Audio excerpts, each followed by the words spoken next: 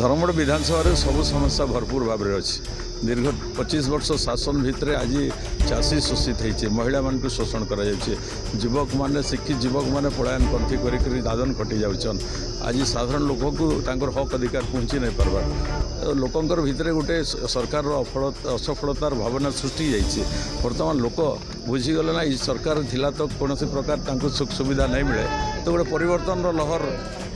चलीचे एवं से भारतीय जनता पार्टी 10 वर्ष नरेंद्र मोदी शासन प्रभाव में लोक अनुभव कर सारी केवल भारतीय जनता पार्टी गरीब लोक सांगे अच्छे चाषी सांगे अच्छे महिला सांगे अच्छे युवक सांगे अच्छे तेणु लोकंर भरोसा भारतीय जनता पार्टी उपर व्यापक भाव में बढ़ुचे और आगामी दिन में भारतीय जनता पार्टी धर्मगढ़ विधानसभा